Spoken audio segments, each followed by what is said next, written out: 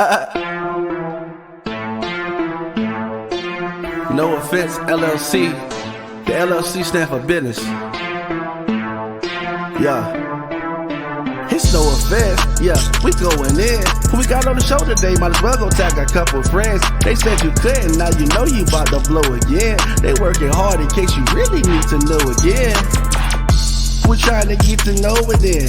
Gay support from those that view and wanna see you win. We got the website, magazine, and radio. Be back up soon. Trying to put you in the spotlight so that you can tell your truth. Yeah, it's no offense to you and me. Ain't trying to sell no image. I want you to come on through and live your life the way you live it. What you say you on your way, shine so bright they gotta see you. Pave your way and go be great. Make us say now, non-believers. Hey, it's no offense. Yeah, we going in. Who we got on the show today? Might as well go tag a couple friends. They said you couldn't, now you know you about to blow again. They working hard in case you really need to know again.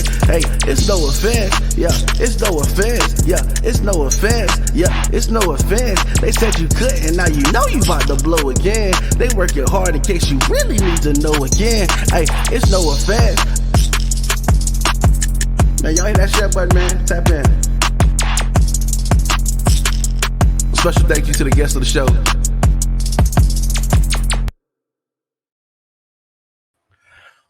What's up, guys? What's up, guys? It's your boy Matt Aronson, also known as Mr. No Offense to Some.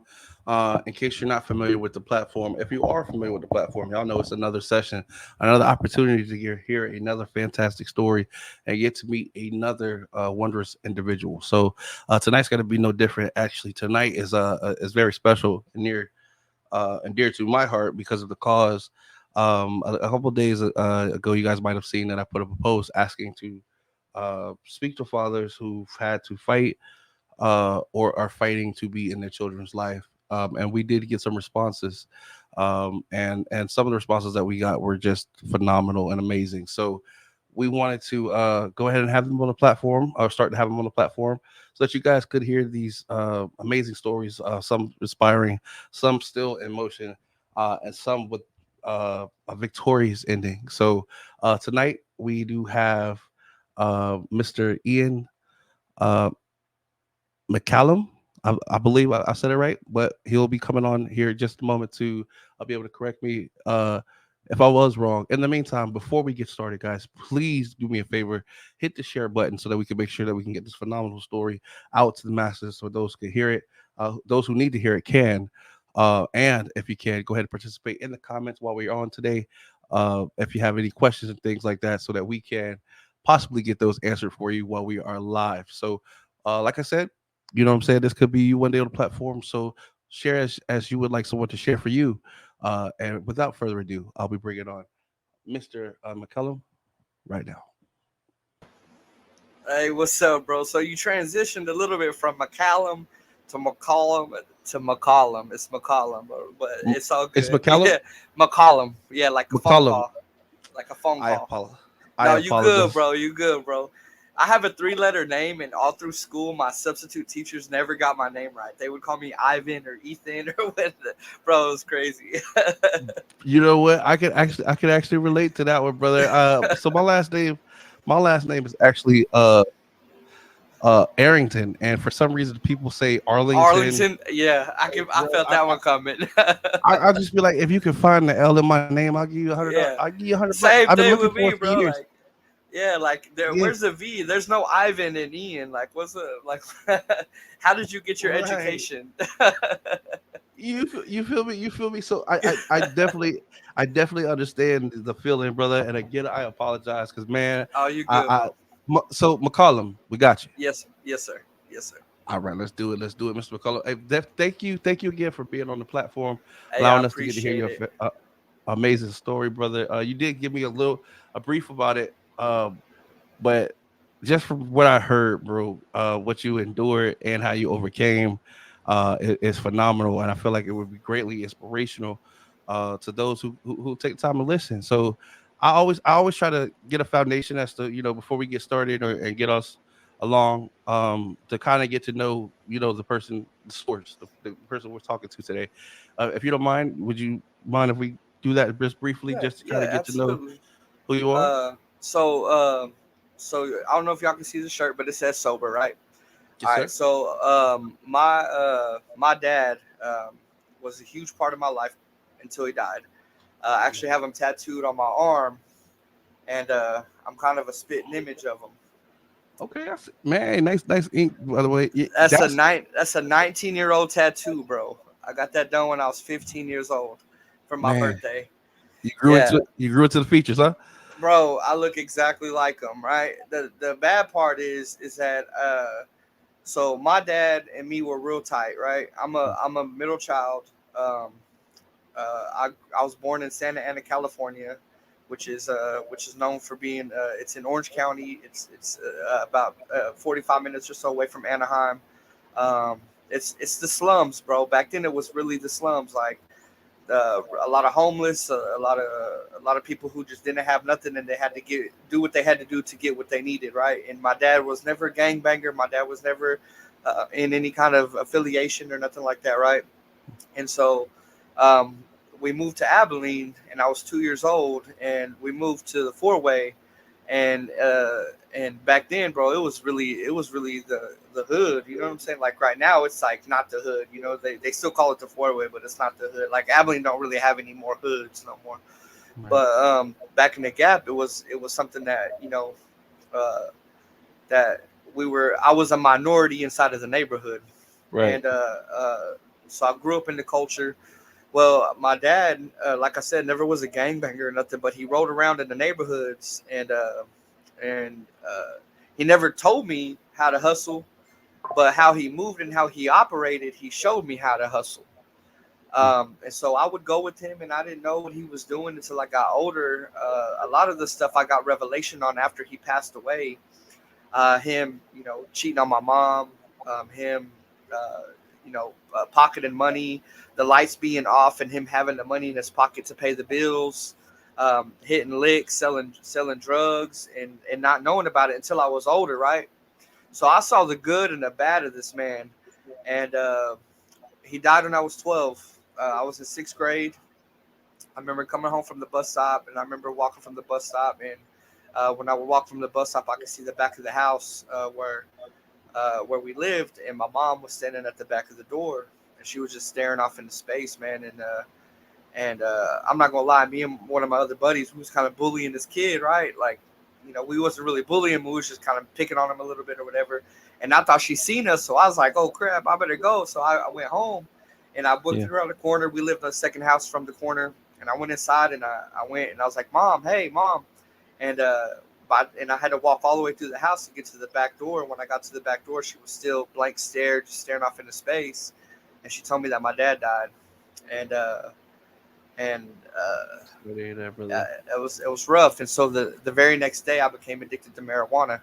Um, a few years after that, I was selling cocaine. I was selling 4 bars. I was selling ecstasy.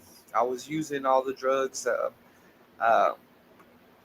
I used to get prescribed Ritalin, and I would stack up on these Ritalin, and I would sell them to high schoolers when I was in middle school, when final exams would come up, and I was just I did what my dad showed me what to do, right. And I ended up dropping out of high school, um, thinking that I was making money. I was making decent money selling weed, selling drugs, doing this work. I had a full-time job, got an apartment when I was 16. Cops showed up at my job when I was working one night, told me if I didn't go to school the next day that I was going to jail. So I Oh, dropped sure. out. Yeah, I dropped out the next day and went and got my. I went to a Christian academy that you could go and take a test.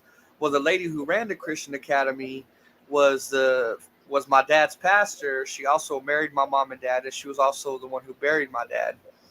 Um, Very, very powerful woman of God. I don't know if they can see it underneath my name, but I'm a disciple of Jesus Christ. And I saw a miracle when I was 5 years old. I saw my dad. My dad only did two things, which happened to be the two things I'm really, really good at: painting and being a salesman. Well, we were hard up for money, and he took a job roofing, and he fell off this roof and broke his back and paralyzed himself from the waist down. And I saw him get his broken back literally healed in the church.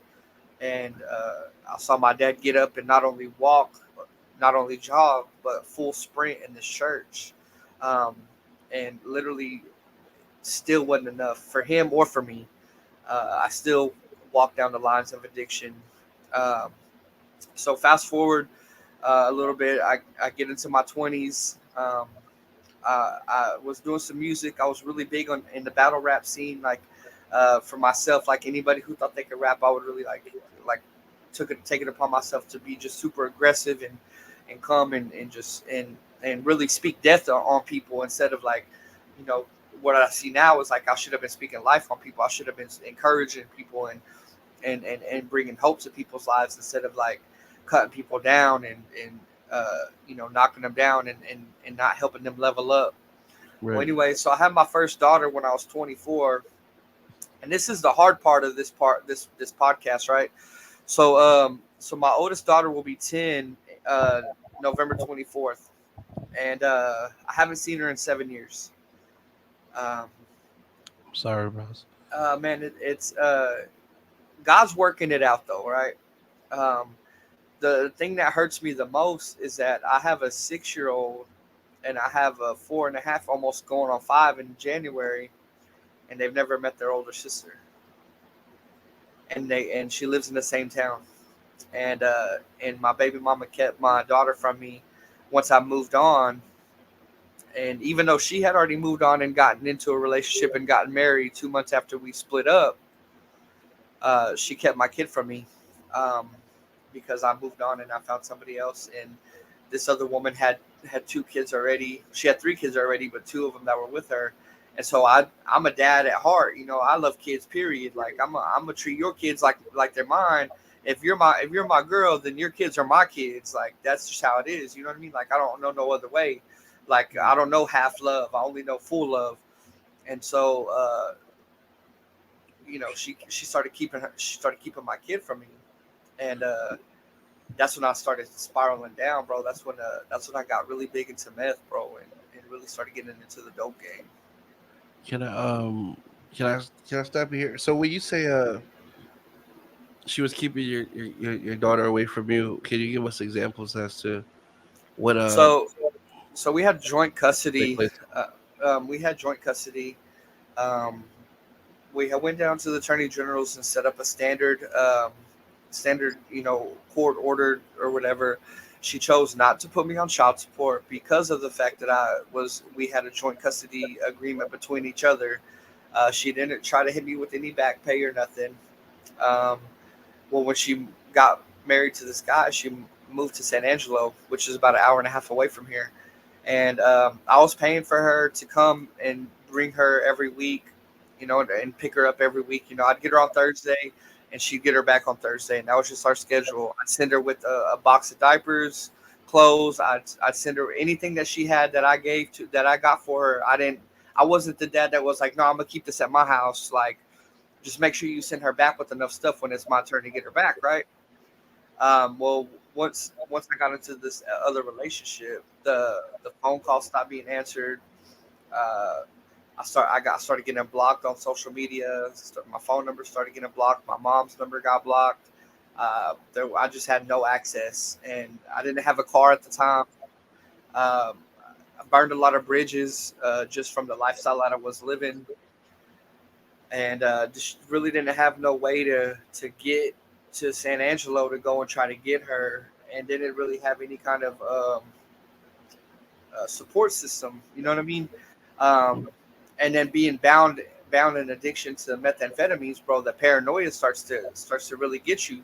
So Right. it's hard to go to the corner store, let alone think about going an hour and a half down the highway to go, you know, get your kid, just because you think then people are watching you and stuff. And so, I uh, gotta I gotta ask at this particular time, like you said, you started increasing your use. Was Do you think this was due to the trauma of basically dealing with the such situation? Do you think that because of the situation you were dealing with pertaining to your daughter, it influenced you to use more in order to cope? 50-50, Okay. 50% yes, and 50% I just like to get high, bro. I'm gonna keep it real. I was an addict No, for real. I I respect like that. I like to get high. When I was getting high, I did it because I had fun doing it. Yeah, But the other side of it was like I was chasing something. I was trying to fill a hole in my heart that really only could be filled with the shape of God, right? There's a void that we all have in our heart, and if we don't fill it with the shape of God, that puzzle piece that's missing in our heart is always Jesus. And if we don't fill it with that, then we're always going to be looking for something, whether it's a broken relationship after broken relationship, whether it's a passion, doing just whatever it could be. There's all sorts of different things. People, draw, people watch movies, people shop, people eat, people uh, blog, people do whatever they can to try to, because they're aspiring for something, but they never feel that completeness. And I right. never felt that completeness until well until I went to rehab. But what led me up to rehab was, man, I went through hell, bro. So I got with this other woman, had two beautiful little girls, and our relationship was falling apart. I've never been the verbal guy. I've never been the abusive guy. I've never put my hands on a woman. Actually, you can see my nose sit sideways on my face, and it's from the women that I've been with, and I never put my hand on them. Um, Come in, brother. Yeah, I don't put my yeah, hands. I'm with you. I don't put my hands on the woman. But I, I understand what you mean. What you might have to endure to, keep that statement yeah, to true. try to keep the peace. Yeah, bro, it's been real. The only person I put my hands on was my little sister, and that's because I had to teach her how to fight. But that was on that was daddy's command. You know what I mean? That was my pops letting me now she can beat up dudes, and so we really messed her up. Like she, Baby, but you look she's safe. tough, bro. She's tough, bro. Yes, Um, sir. but yeah, so anyway, so our marriage started to fall apart. We were both active in addiction. She um she had a son and a daughter that I before our kids were born, I was raising her kids, and when I met her, her son and her daughter were 3 and 4, and they were calling me dad, and I raised them till they were 10 and 11, and You were the dad they knew. yeah, so I was the dad they knew, and I remember my son. I don't like saying stepson because I never saw him like that. Right. I was never a stepdad. I was a step up dad. Um, Commend you for that. Yes, sir. and he came to me one day after me and his mom were arguing, and I always kept it cool. Like I always tried to keep it just level headed. Like say what you want to say, yap, do all that talking, yelling, whatever. I'm just gonna chill, because the thing is I learned to take my reaction, which is an impulse, and turn it into a response, which is the reaction under control. So Right. if I react to you, chances are you're gonna catch the side of me that's not really how I feel. A I lot you, understand that. for example, you catch this with a lot of dudes when they get that text that says I'm pregnant, and they be like, "Is it mine?" When really deep down they be like, "Man, I'm about to be a daddy." Right. Right. You know what I mean? But their reaction is to say, "Is it mine? That ain't my baby." Like, are you sure? How many tests did they got all these different things that they react with real quick, but they won't respond with what they really feel. So if they let's take a step back, Yeah. and I've applied that to my life enough to where now I've gained a spiritual awareness and discernment to know, all right, watch my mouth, watch my tongue, because I know if I react, usually it's impulsive, and if I leave it up to me and I react, my Right. reaction is going to be Ian. My response is going to be Jesus. My response is going to be with love, with kindness, with gentleness. Um, but if I react, it's going to be, you know what I Right. mean? We can take it there. Like I'm saved, I'm not soft, but Yo, I like that. I'm saved. I'm not soft. Yo, hey. I used to tell people you can catch these prayer hands. You know what I mean? But now I'm more mature. And Yeah. so anyway, so my baby mama takes my kids to San Antonio. Um, breaks me. It Yeah. literally breaks me. Um, It never saw it coming. uh, Devastating. bro, the I pain don't and want it, to. I don't want No, to take you back to that moment, bro. But I you good. understand. It's cool though, because the crazy thing about this podcast tonight, bro, my daughters are actually out of town for the weekend. Um, or else they'd be running around making all kinds of noise, jumping over here, getting on the camera, doing all. But they're out of town for the weekend, and they're so what happened is um, my baby mama took them to San Antonio, and before I had went to treatment, I had a journal um, that I don't know whatever happened to it. I don't know if I still have it somewhere in storage or my mom lost it in a move or whatever. But I had these numbers about it was at least 40, 45 numbers that I would call. I'd be chilling with some of the homies, even passing that thing around and being like, hey bro, let me use your phone real quick. I'm gonna call my BM. I'm gonna see if I can talk to my kids. Yeah. And I'd call and she'd answer and she'd be like, hey, who's this? And I'm like, hey, let me talk to the girls. Can I speak to the girls? And she'd be like, oh, they're on the trampoline, or they're swimming, or they're taking a nap, or I'm about to feed them, or call me back in 10 minutes, and this and that. And then every time, no matter what number I call from, immediately when I would try to call back after we'd hang up, I would try to call back because the phone calls always ended abruptly, and they were always abrasive. They were never like genuine and like call back in Right. 5 minutes and you Peaceful. could talk. It was never peaceful, and Right. so I'd try to call back, and immediately the number was blocked. So this went on for about 2.5 years, or about I take that back. It went on for about 2 years. Um, for a year of that time, she didn't even have them, bro. Uh, So while all of this is going on, and she's abruptly hanging up on you and blocking the number, line, and yeah, she didn't even have the girls with her.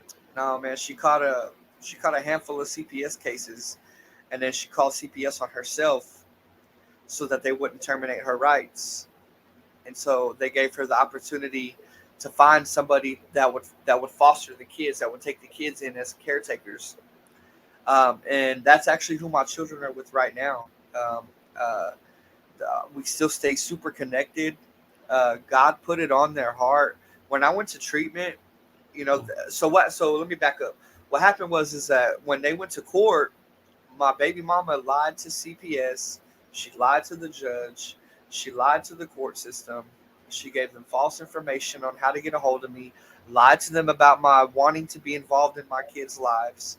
Um, gave them fake names and phone numbers for my mom, for my sisters. Like she did not give any true information. And so at the hearing, there was no time to try to find me, right? Right. Right. So the judge had to make placement orders behind my back, basically not behind my back, but without my consent, and place him with this family that she knew that she had introduced me to. I'd only met them one time. Well, she thought she was doing what she could do best to keep my kids away from me, because that was what she was doing the whole time, and that's really what it boils down to, man. And I hate to say that, because I would hate to think that a mother would really be that spiteful about her kids. Um, Yeah, here, man. but man, so when I went to rehab, the last person I talked to before I got admitted was her blood sister, and her blood sister told me that she didn't have the kids. And man, when I went to rehab, bro. I'm talking about I was all gone. You know what I mean?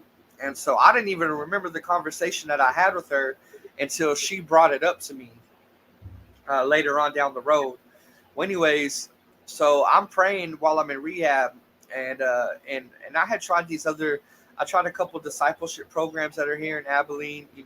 Uh, they're like 12-month programs. You go and you get cleaned up. You don't have to pay nothing. It's free. All and it just wasn't working out. Like I don't really have any reason why, just other than I don't feel like God had a plan and purpose for my life to go that direction. And Mhm. so when I went to rehab, they started evaluating my psych, and and I started to come to the realization that I had done so much drugs in my life that I chemically imbalanced myself. And so they started trying me out on different medicines, and these different medicines mixed with prayer. Right. Prayer came first, but the prayer led me to the understanding when God revealed it to me that I never thought doctors, therapists, counselors, or anything like that had any kind of authority in my life. And so once I submitted and truly like said, okay, God, I'm going to let you work through this. Once I did that, because the thing that was revealed in my spirit was your head, Ian, is so jacked up. There's no way that I can get your heart positioned for things for the kingdom.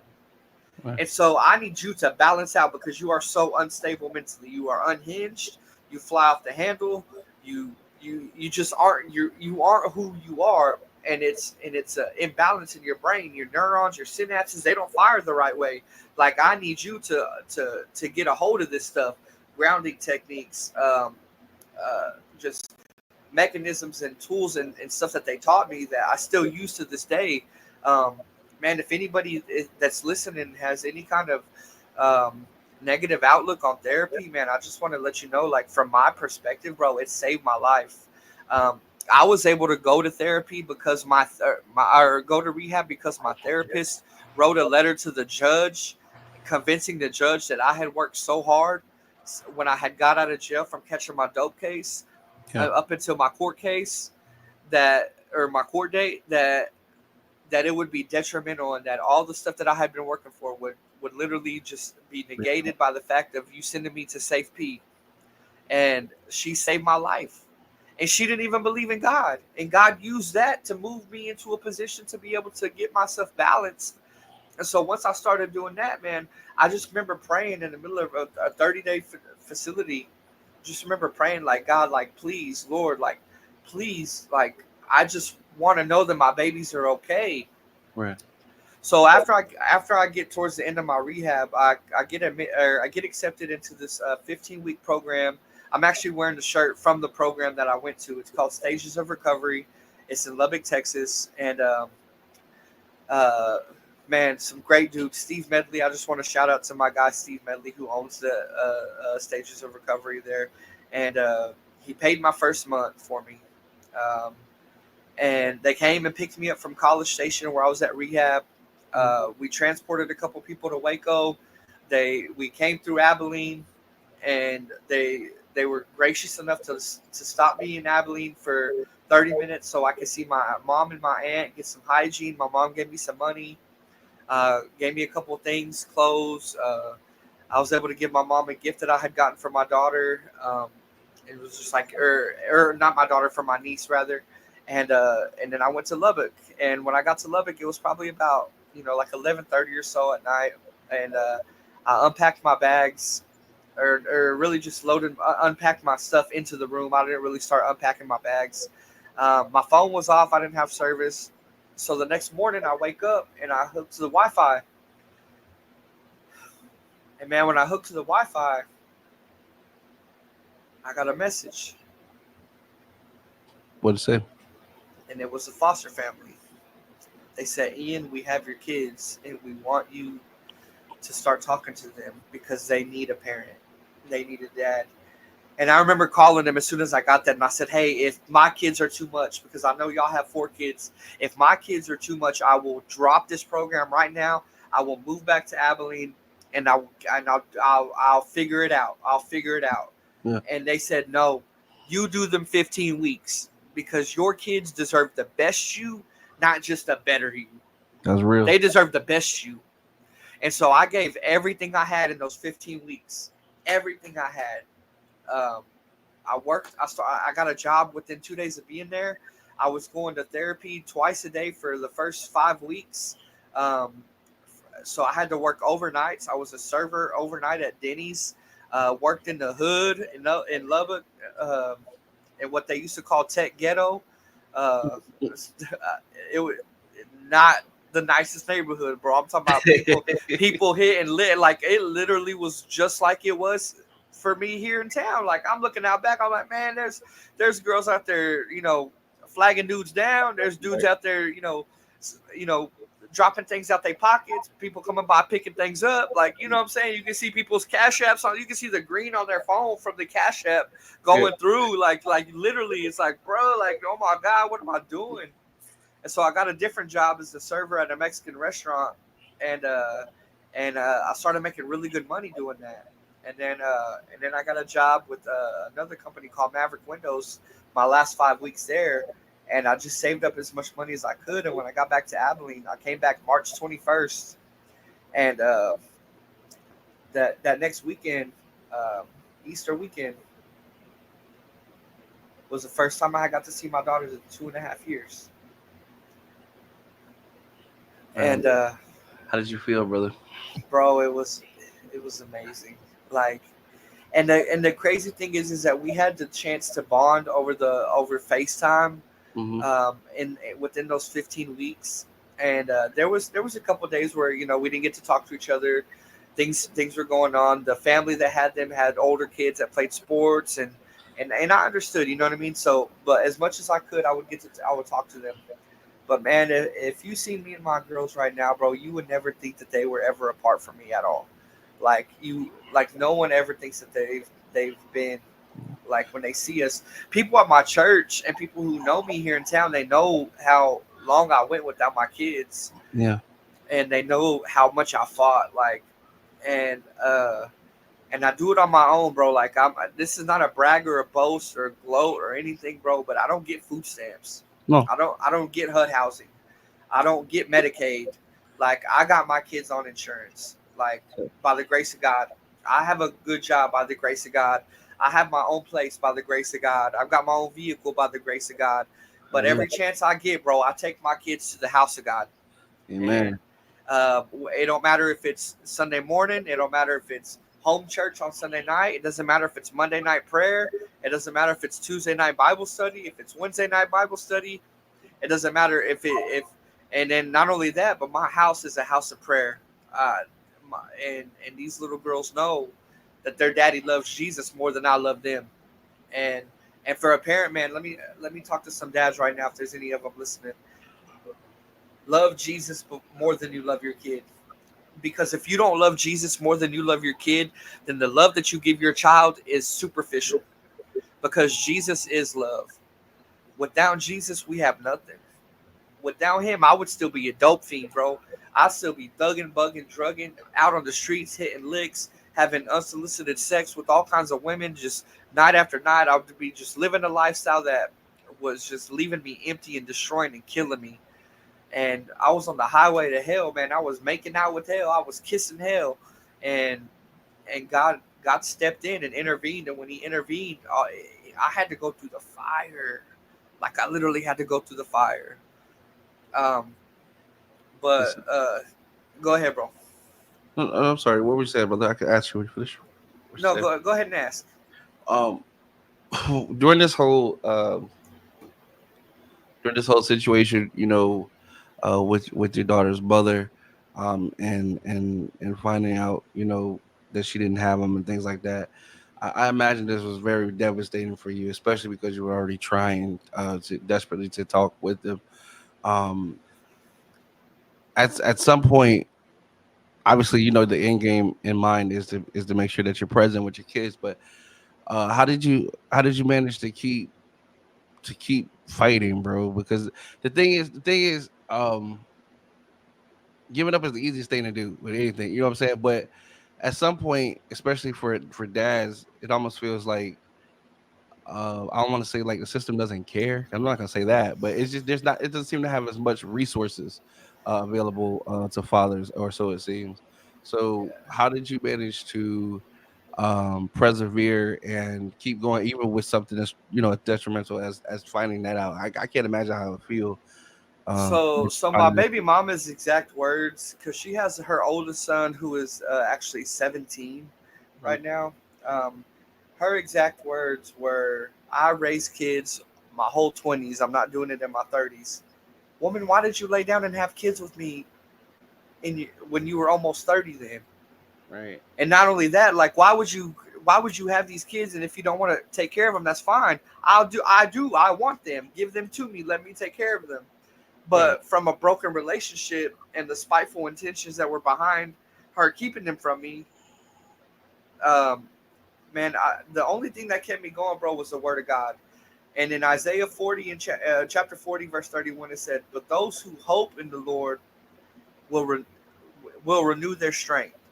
They will soar on wings like eagles. They will run and not grow weary. They will walk and not be faint." And this verse emphasizes the renewing power of placing our trust in God.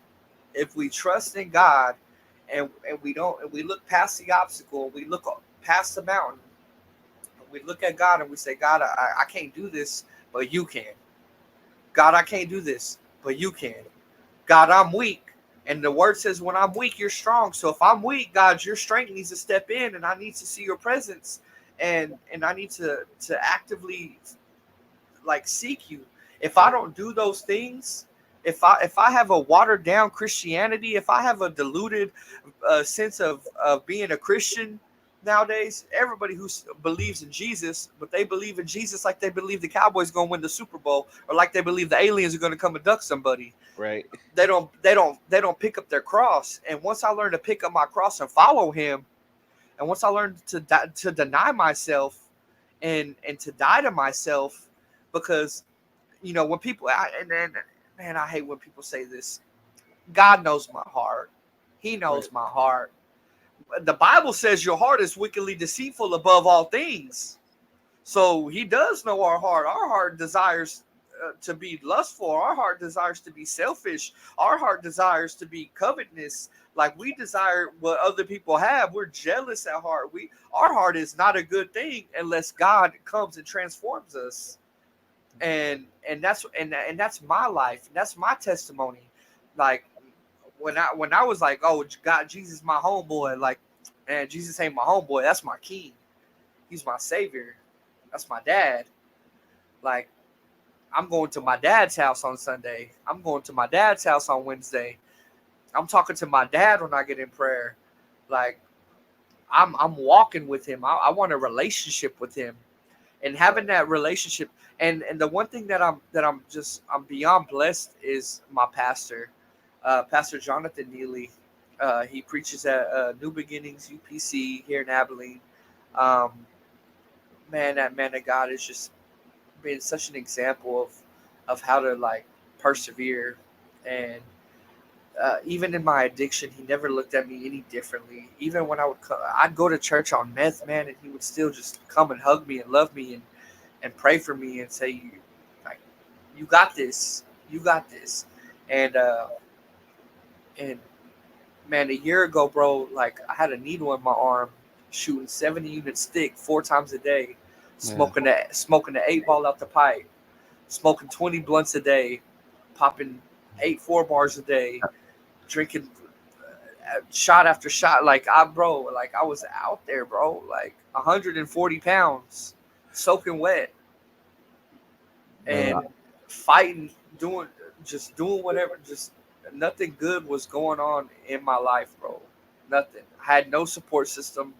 My mom was only there because she felt obligated, and I say that with love. Right. And I'm so appreciative of her for being there, even if it was out of obligation. But but now but but now I have my my family, um, that's at my church, and I'm so happy, and I'm so blessed, and my kids are so blessed. Um, I get to walk this thing out with one of my best friends, that I've known for since before my dad died. Um, we go to the same church. He's near and dear to my heart. Um, we have the same vision when it comes to things of Jesus, and and where we come from. We're now able to reach a lot of the people that came from the same place that we came from. That the people that wear suits and ties and live an upscale life and have, quote unquote, had a silver spoon their whole life, that their testimony is not going to impact them. But man, I get to speak to dads now and let them know, bro, if you put your heart and your mind and everything that you got with Jesus, it will happen. Because God promised me in the middle of my addiction at the altar, I leaked gallons and gallons and gallons of tears for this, bro, to have my kids back. So when I go to the altar, I leak the same gallons of tears the same amount of gallons of tears, thanking him for being faithful. And my brother Sammy says this, and it's true. He's faithful to the faithless. He's faithful to those that blaspheme his name. The people that don't even believe he exists, he gives them air to breathe. So if he's faithful to the faithless, how much more faithful will he be to the faithful? That's a phenomenal theory. I commend you, brother. I want to say something honestly. I commend you on your journey on definitely always pursuing the brighter path and having an objective and going for it, bro. The what you described going through, um, some of us couldn't. You know what I mean? We're just not built for that, bro. You know what I'm saying? I'm just being honest. I know a lot of people, especially when they're watching things on television and things, they're like, "Oh, I would do this or I would do that." And truth be told, most people don't even find themselves in kind of situations to even evaluate that kind of process of what they might do. But for you, brother, to know what you needed to do to handle your business, to find your faith, to rely on your faith, to be patient in your faith, and to be obedient, brother. The way this worked out for you, man, is it's a blessing. It's a testament, and it's inspirational, bro. Like I said, for fathers out there, who are going through similar or who are going through situations where it just you're just unsure of what to do next, or if you're moving in the right, or even if what you're doing is getting anywhere. Hearing stories like yours, brother, and definitely, um just hearing your triumph, man, it really gives us another leg to stand on. You know what I'm saying? So I really want to commend you, brother, for coming on and I talking. appreciate that, man.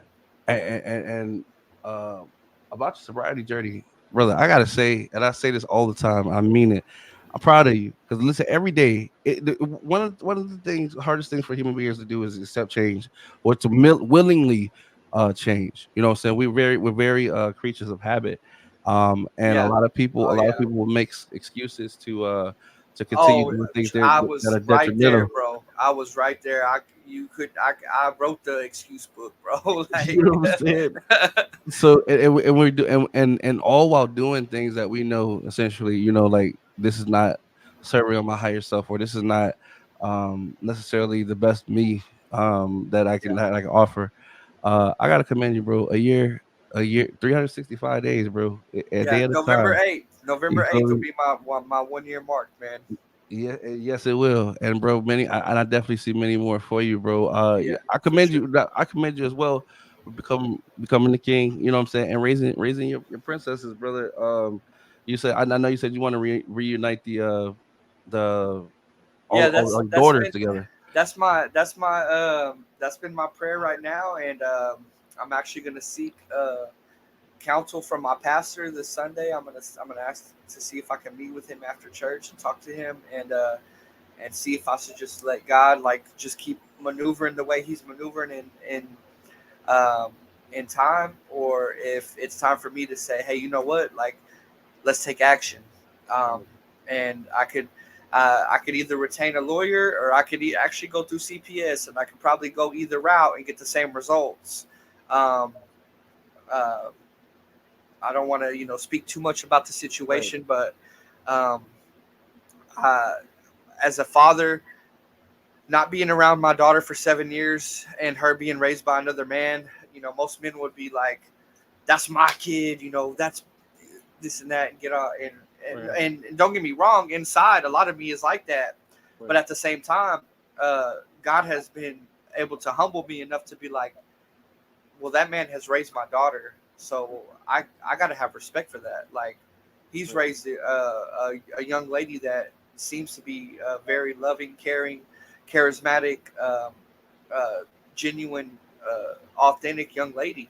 Like, I've got nothing but respect for that. And at this point, her not being in my life, like, bro, like, she could call me Ian, and it really wouldn't offend me. right, Um, Even though I'm her father, it really wouldn't offend me.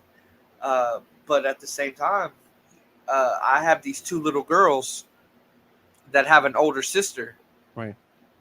and these little girls want to meet their older sister, Right. and their older sister's being denied the opportunity to be a big sister. And so as a parent, we'll do anything we can for our kids. That's We'll go cool. through hell and high water. We'll, you know what I mean? We'll fight tooth and nail. So for me, this is something that's worth fighting for. Right. It's worth fighting for my little girls to get to meet their sister. It's worth fighting for them to get to have a bond, um, and to be unified and to be friends and to look at each, like, what's crazy, bro. It's nuts, man. Like, my youngest daughter and my middle daughter, if you merge them together and you grew them up 4 years, they look exactly like my oldest daughter. And then I was showing Damasio pictures at work the other day of my oldest daughter when she was 4.5 years old, and she looks like my 4.5 year old. Then I showed him pictures when she was 6 years old, and she looks exactly like my 6 year old. Like, it's uncandid, bro. Like, it's crazy. And I'm like this is, and I know God's gonna make it happen. And it's another one of those things where He's nudging me in the spirit and says, I'm you keep crying, because He hears those who cry. Amen. Real men cry, bro. Like, I cry every time I'm at church. It ain't church if I ain't sweating or if I ain't crying. I'm being real. If I'm not jumping around sweating or if I'm not on my knees crying, it ain't church. Like, I might as well have not have showed up. Like, Yeah.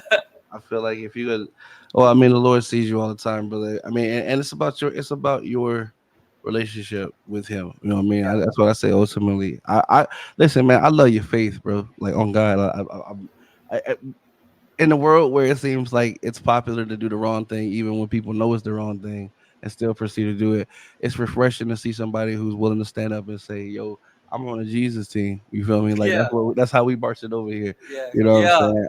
And I really feel like, that as a man, especially as a father, somebody who's going to teach somebody how to be in this world, the fact that you're willing to stand on your own platform and say, "Yeah, man, this is look, I get what you're doing, but this is what we doing." You know what I mean? yeah. And I feel like that's an amazing leadership quality to instill in your kids. So again, commend that.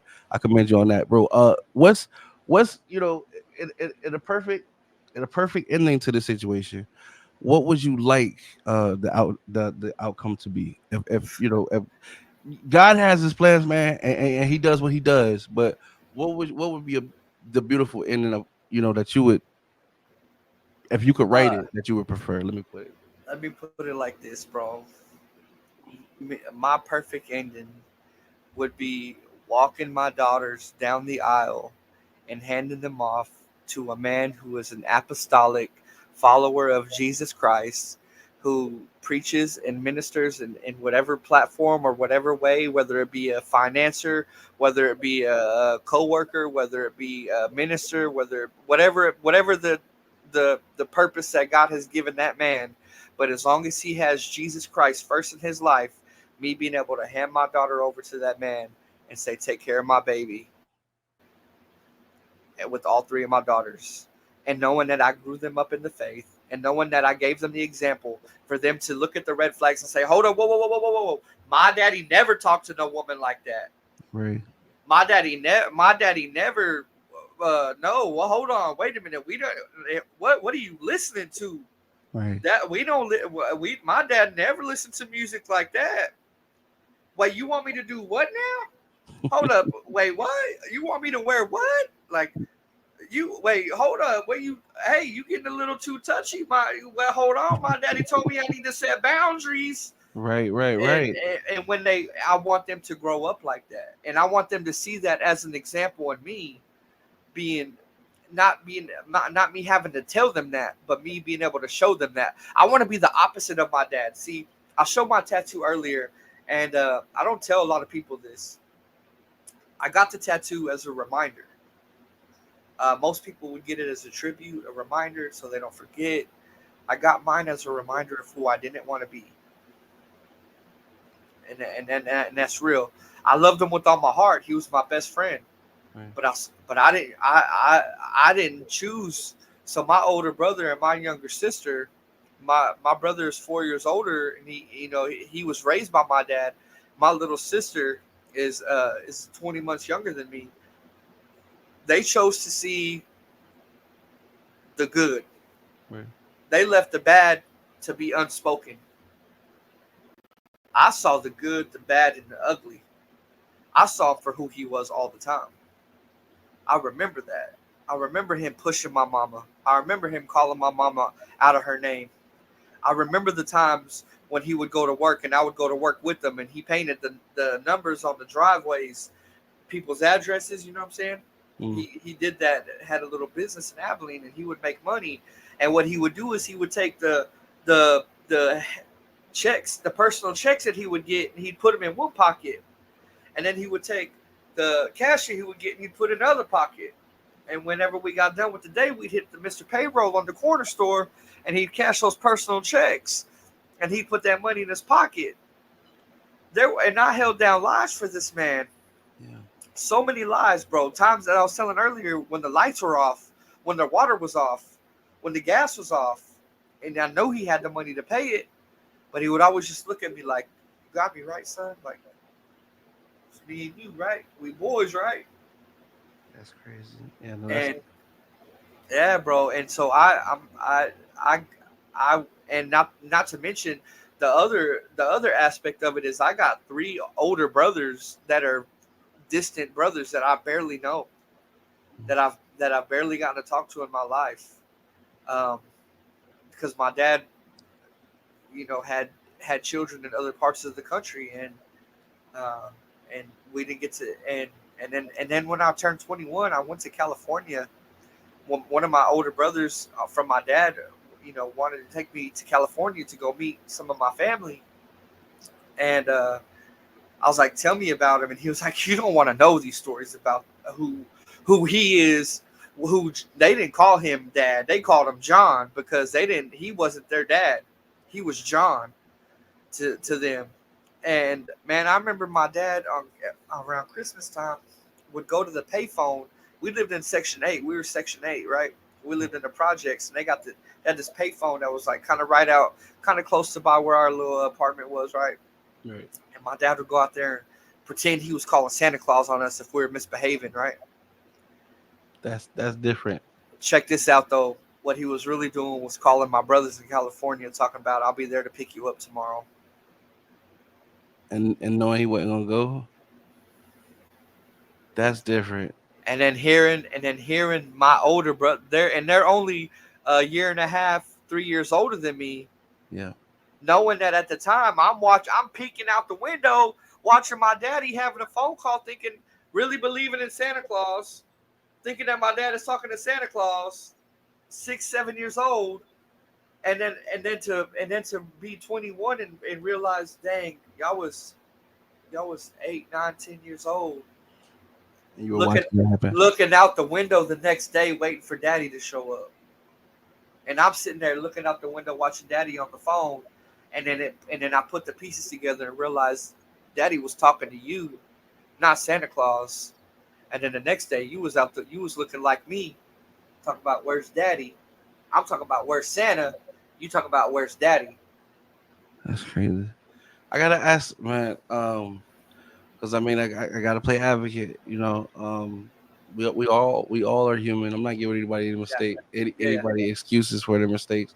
As a matter of fact, accountability is one of the signs of maturity, and absolutely. and especially if you are really truly apologetic and in your growth.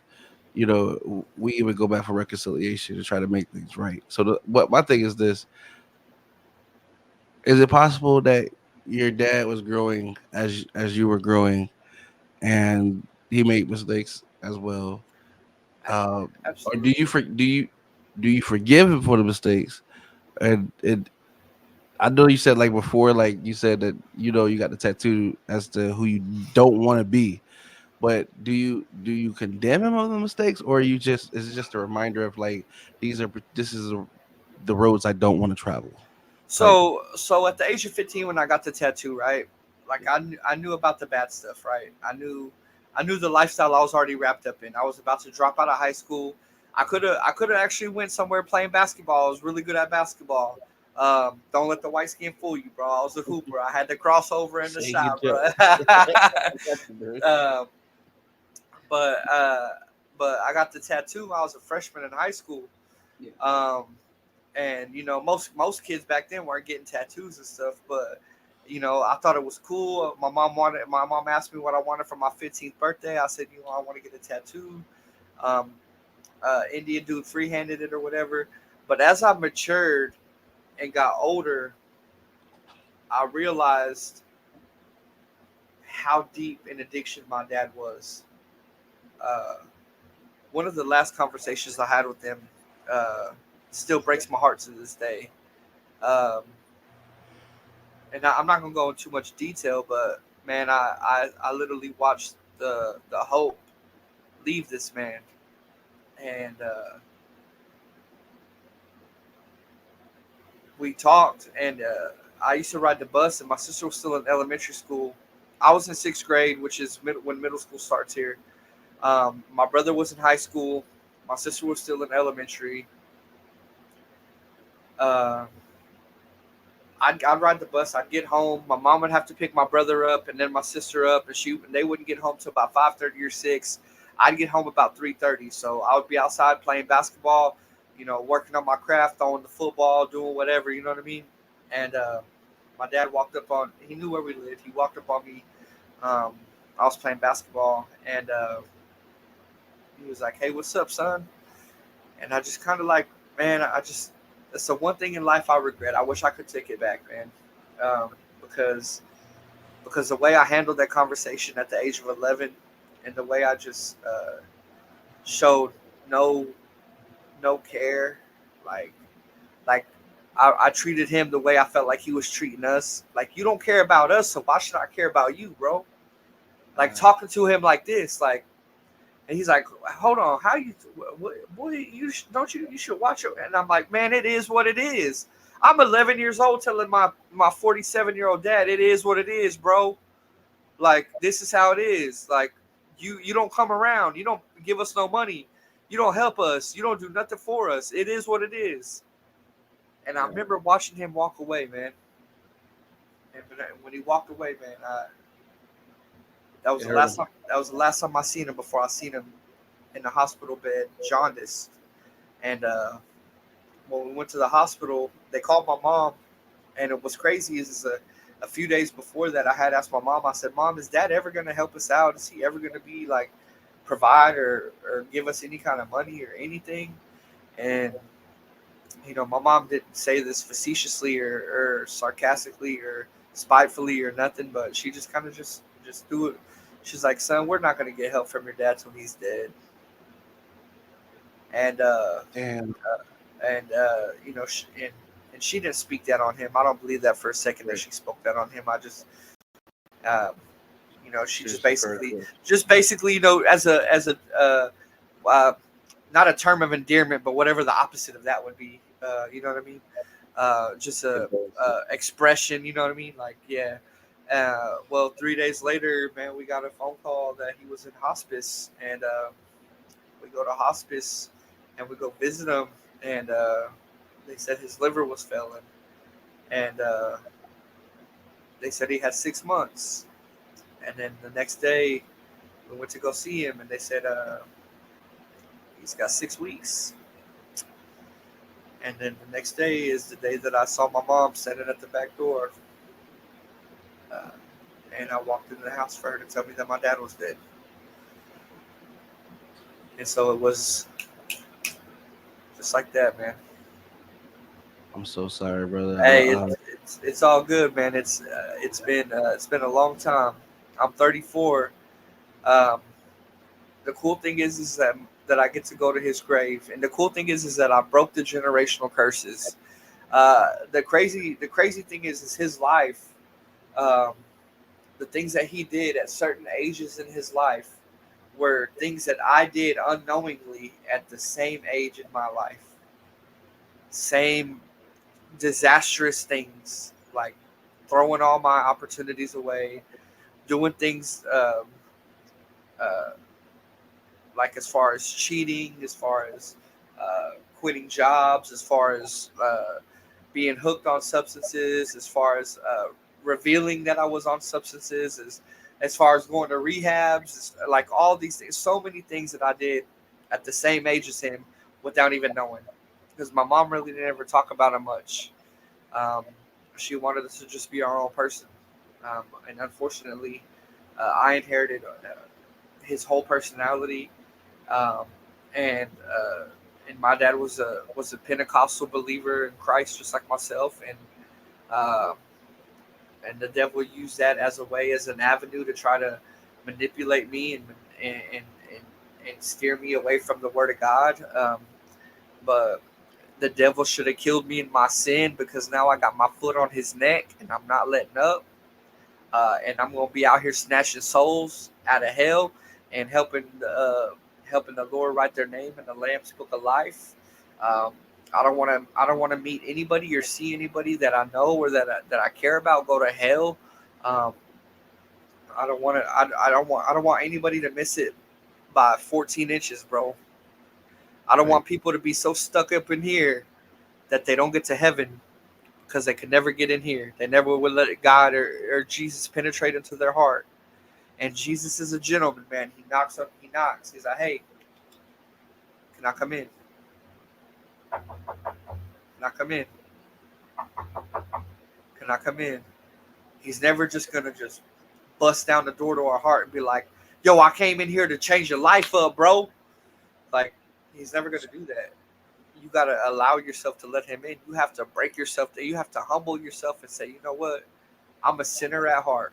I've done this, that, and the other.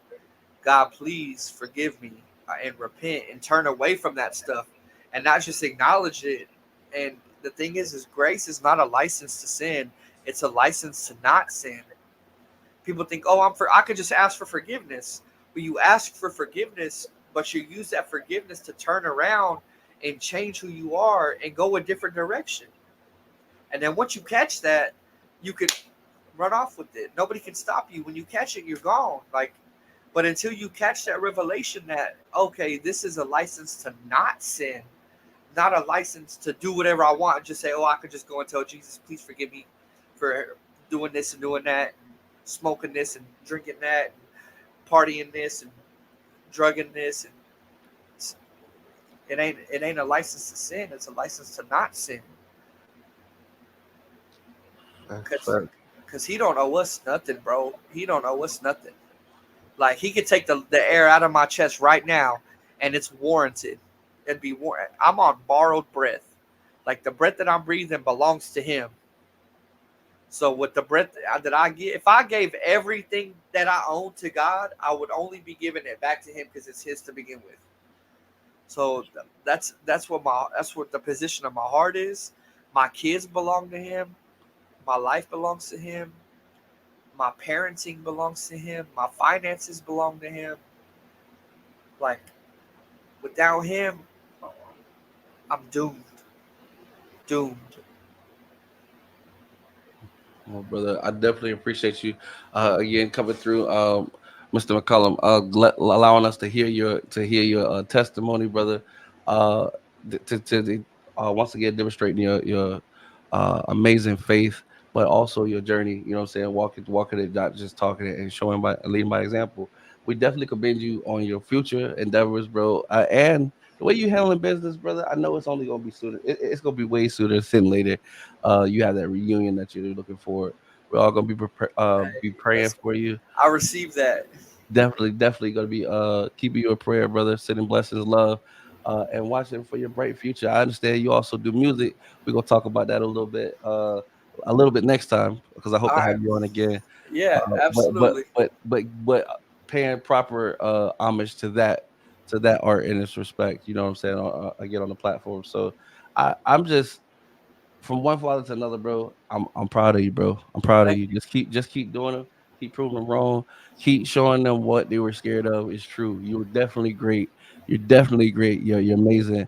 And them I girls will love appreciate you, you. dog. They Hey, I definitely have a hell appreciate of a that. father. Yes, Thank you. sir. And from one father to another, bro, keep your head up. God got you. He will never leave you nor forsake you. So as long as you just hold that near and dear to your heart, bro, and you seek him, all these other things will follow, bro. Everything else will follow, bro. It'll fall in place. You're right. The system's not meant to benefit us, but but I know a God that's bigger than the system. Amen. You know what I mean? I know a God that can override the system. I know a Amen. God who can tap in and who can hack the system and make some things change. Um, and and and he does it for the ones who love him. You're he's not a respecter of persons. He inhabits the praises of his people. So no matter what you're going through, bro, just give him your praise and your joy and endurance, bro. Like fight the good fight, and he'll be there, bro. And I'll be in prayer for you too, bro. To hope that your situation turns around, bro. Um, I'll prophesy right now in Jesus' name over you that your situation will turn around, bro. It will turn around in God's timing. You have to trust in His time, because we think of lust as oh man, look at that girl's booty. Man, I had it broke down to me, and it crushed me when I realized I was lusting after my kids, because it's about me, mine, and mine. I want it now. Give me mine. Those are my kids. I want it. I was lusting after instead of trusting in God. Amen. So just know that I'm praying for you, bro. God's got you. He's got His hand over you. I plead the blood over you, and I just pray right now in Jesus' name that restoration in your family comes to fruition. And anybody that's affected by the situation, any grandparents, any aunties, uncles, cousins, any other siblings of your children, that they would just feel peace right now, and that they would feel the joy of Jesus in their hearts right now, and that this thing shall pass. This too shall pass, my brother, in Amen. Jesus' name. Amen, brother. Listen, I really, really appreciate that, bro. Not too many people are very familiar with my particular situation, but like I told you guys from the beginning, this is one that sits dear to my heart, man. I thank you again, brother, for coming through and gracing the platform with your beautiful story, brother. And we all gonna be rooting for you. And until next Thank time, you. Mr. McCallum, you keep going, brother. Thank you. You too, man. You winning, I my can't man. wait till next time. God bless, brother. For sure, brother. For sure. And then, guys, this has been um, an amazing evening, man. We got to hear Mr. McCullum's wonderful story of resilience, of reuniting him and his daughters, and just his resounding faith, man. It's a testament, man. This guy definitely walks what he talks, uh, and it's definitely a prime example of how it should be done. So again, we're gonna wish, not just wish, we're gonna pray. We're gonna send blessings his way and to others that are also going through similar. We're with you. If you have a story that you want to tell, or if you feel like people aren't hearing your story, definitely reach out to me. The contact information is there. Our website is there, and there's a link on our website as well, where you can reach out to me through email. Until the next time we meet, as I always tell you guys, don't wait on the world to change when you could be the one to change the world. I've been Mr. No Offense. You guys have been absolutely awesome, and I'll catch you next time on No Offense Podcast. Peace.